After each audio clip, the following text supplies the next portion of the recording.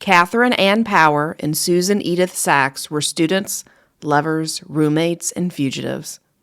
In 1970, the pair shot and killed a police officer while robbing a bank. This earned both Katherine and Susan a spot on the FBI's top 10 most wanted, making them the fifth and sixth women to ever make that list. Susan would only last 5 years on the run from the FBI. However, Katherine would last much, much longer. Radical activists, lesbian lovers, and robbery. That's coming up on Ladies Love Crime.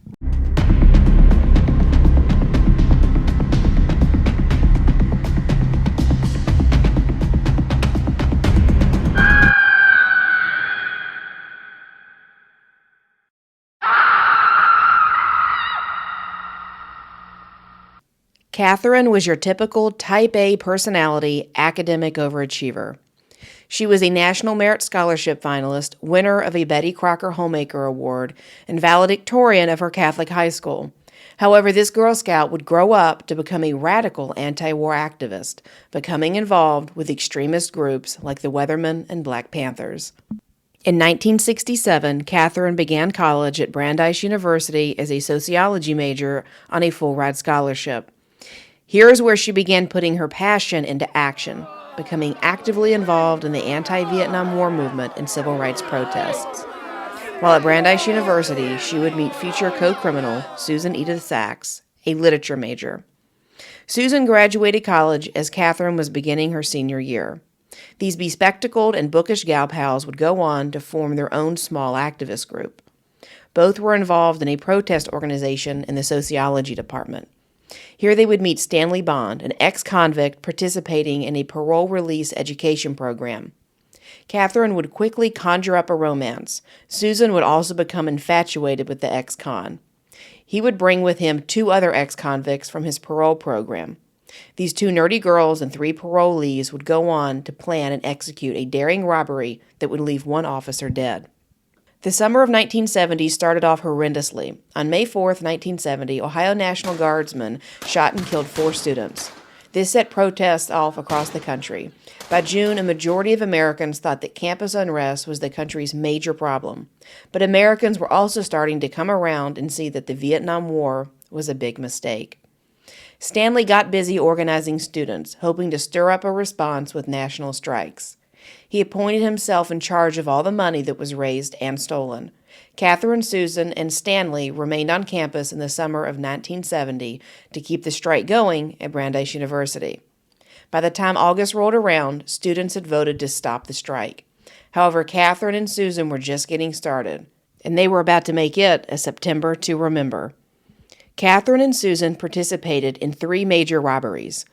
The first one, they were joined by Stanley. They held up a Philadelphia savings and loan bank, making out with around $6,000. After this, Susan started buying firearms. She took off to Portland, Oregon, where she got her hands on 7 high-powered weapons. The next robbery would be a bit more daring. Susan then headed to Denver to visit with family. Just a few days later, the terrorist trio busted into the National Guard Armory in Newburyport, Massachusetts. Their heist was successful, as they managed to take with them 400 rounds of ammunition, 4 blasting cap machines, 3 military radios, and a truck. They were planning to give all of this firepower to the Black Panther Party. Things got kicked up a notch at their next escapade. This time, they would bring their other 2 ex-con friends with them, William and Robert. On the morning of September 23, 1970, the whole team assembled for their final robbery. They took 3 cars with them. Katherine was the getaway switch car driver. She parked one of the vehicles 3 blocks away from the bank. William parked across the street. He stood ready with a submachine gun. The other 3 went into the bank. Stanley burst in through the rear door and disarmed the bank guard.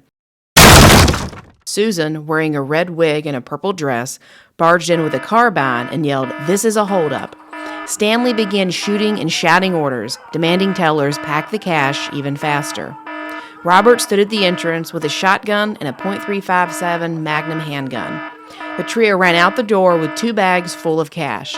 Just then, 2 officers arrived on the scene after responding to a silent alarm. Officer Schroeder got out of the car. William opened fire.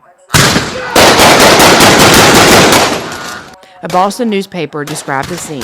saying they, quote, let loose with a thunderous barrage of gunfire, pumping .45 caliber bullets from a submachine gun into the bank and a nearby house. Of the 18 shots fired, one hit and killed Officer Walter Schroeder. His partner, Frank Callahan, said, quote, I turned and he was on the ground. All I saw was a car driving off. We never got off any shots. Robert would later say that he asked William why he shot Officer Schroeder. He claims that Robert responded by saying he always just wanted to shoot a police officer. The bandits made out with $26,000, each taking a $500 cut for their efforts. These 3 ex-cons and 2 college girls were on the run. But most of them wouldn't make it that long. The very next day, Robert was arrested. 5 days later, Stanley was caught in Colorado. Then 1 day later, William would be found in Massachusetts. Out of this gang of ex-cons, it would be Katherine and Susan that would manage to evade the police, and they'd do so for a very long time. The FBI offered rewards and ran their photos on television for a good year. But for all their efforts, they would come up short. Although Katherine and Susan were staunch feminists, it would be the very sexist culture that they fought against that would help them hide. Power once said, quote, the FBI didn't know how to take women seriously. They never had a clue. We even released anti-war statements to underground papers, and still, they never got our trail. Seems preposterous, but it's probably true. One of Katherine's and Susan's roommates would say years after the crime that the FBI, quote, never even came to the dorm to question us. We had all her books and clothes and stuff, and no one bothered to even look through them. Following the robbery, the girls met up in Detroit. There they connected with the anti-war movement and got help establishing new identities. They bounced around the Northeast for about a year and a half. They got new jobs every 4 months because that's when employers realized their Social Security numbers were bunk. Power later commented on how she became an expert at living in hiding, saying, I was used to performing perfectly, being alert and on my toes, as if I were competing in the Olympics. I knew how to choose places that wouldn't ask for references, that would take somebody who was a blank slate. They were criminals and fugitives, and at some point decided they would be lovers as well. These lesbians were on the loose, and it became quite the journey. By 1972, they got their hands on legitimate identities, with names and valid Social Security numbers. Now they wouldn't have to reshuffle their lives every 4 months. Susan was now Lena Paley, and Katherine was May Kelly. With new names, they would plunge into the feminist communities of Torrington and Hartford. In 1974, the FBI started running their photos in a local newspaper, so they took off for the summer to Lexington, Kentucky. Eventually, the pair came back to Hartford to help a friend with breast cancer. Katherine trusted the woman and revealed who she really was. At first, everything was fine. As Katherine said, she was the community's ideological police, and she covered for us, making excuses for why we couldn't appear at public rallies. It seemed right to tell her she was a dedicated risk-taker. A little over a month later, Katherine's intuition alerted her that something was off. Her and Susan bolted. Just hours after their escape, the FBI showed up looking for them. Katherine recalls reading about it in the paper, saying, the feds had finally figured it out. We were women living among women. The feds felt they were close and they weren't going to give up without a fight. They began harassing anyone they thought knew Katherine and Susan. Agents threatened many of their lesbian friends, saying they would out them at work and to their families. The FBI wasn't expecting loyalty amongst lesbians, but that's what they found. 2 women went to jail for 7 months, and another woman spent more than a year in jail for refusing to testify. They didn't know anything, but refused to cooperate on principle. Later that year, Katherine and Susan decided to go their own ways. Susan really wanted to be more active in the feminist movement, but Katherine was afraid of the attention this would bring and would cause them to get caught. And that's exactly what happened. Within a few months, Susan was apprehended in Philadelphia by a police officer who recognized her from a photograph. When she was caught, she was going by the name of Eileen A. Hellman. Her real identity was uncovered by her fingerprints. Her first trial ended in a hung jury. Shortly before her second trial was about to start, Susan pled guilty to 2 charges of robbery and 1 charge of manslaughter. She was sentenced to 10 to 12 years in prison. Afterwards, she gave the following statement. I pled guilty today for one reason and one reason alone. That is the surest and quickest way to end the hold this state will have on my life and my personal freedom. I have been harassed, hounded, and vilified by the state for 6.5 years and have been imprisoned for 2 years. I do not recognize the right of the state to a single day of my life, but I do recognize its power to take that and more. I will never abandon my political commitments in exchange for favors from the system. After Susan's capture, Katherine took the hint and moved again. This time, Katherine would become Alice Metzinger. She had a birth certificate and set out to establish a whole new life in Oregon. Eventually, she managed to get a driver's license. While on the run, she had a son and was now focused on raising him. She met a man named Ron Duncan, who would become her longtime boyfriend, and after 10 years together, her husband. Katherine began teaching at a community college for a while and was even a part owner of a restaurant. But after so many years on the run, the guilt was piling up.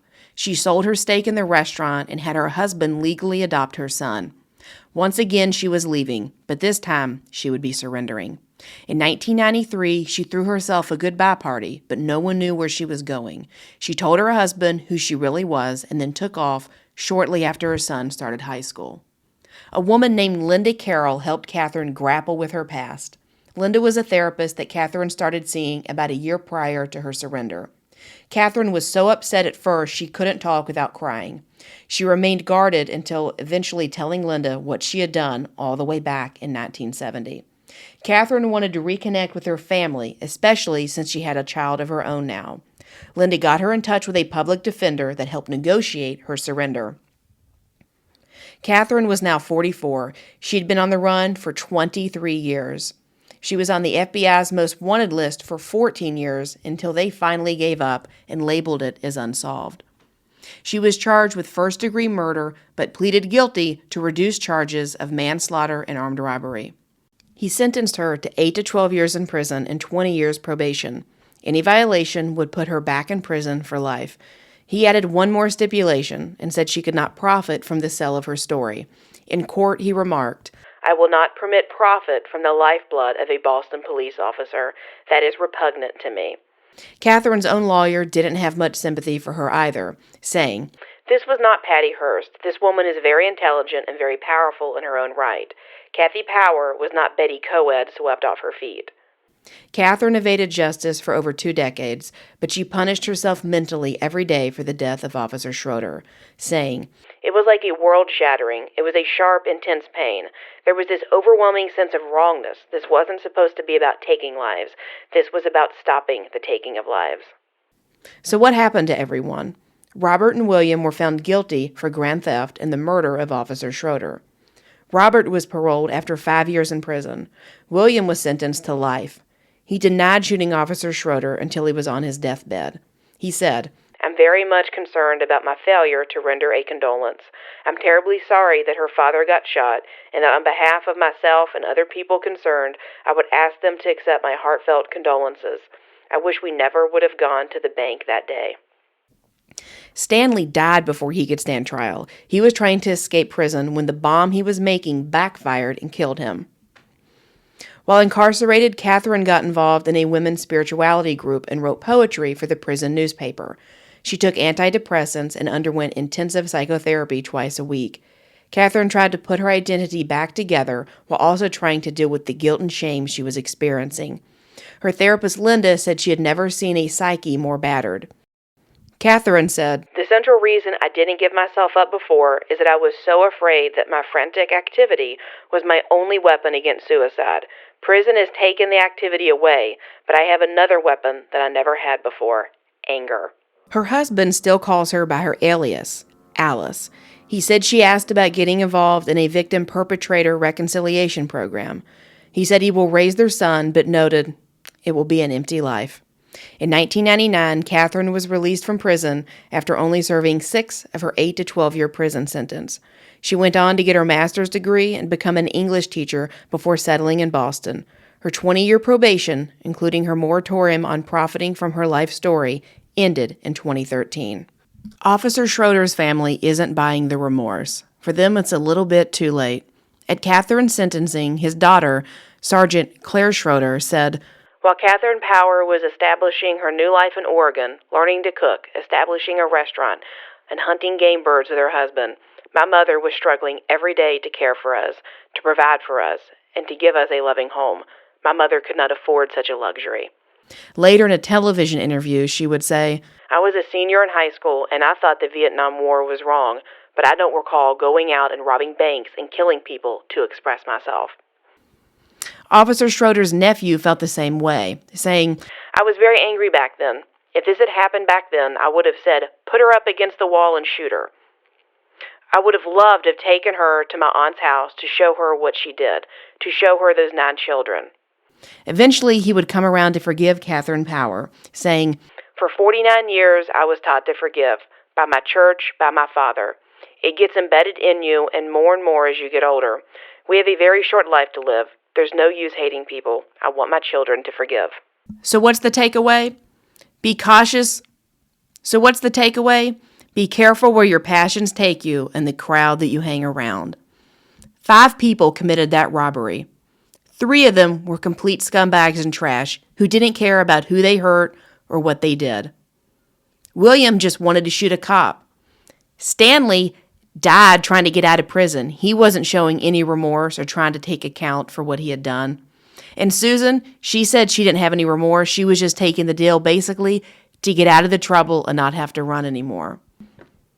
However, Robert was shocked when he saw William shoot the police officer, causing him to ask him why he would do such a thing. And Katherine, well, she was fairly racked with guilt. She was on antidepressants, did psychotherapy when she was in prison, tried to do a victim reconciliation program. She might have gotten away with a robbery for 23 years, but in the end, the guilt got her. Robert and Katherine aren't innocent. They definitely were involved in the robbery and deserved a punishment. But who knows what would have happened if all those years ago they didn't hang around with those 3 other losers. They had a different moral barometer. Katherine was definitely racked with guilt for the fact that that man died, even though she didn't shoot him. And Robert as well didn't seem to understand why William had to shoot the cop. So in the end, if you have wild, passionate beliefs, just be careful of who you get involved with. They may lead you straight to prison.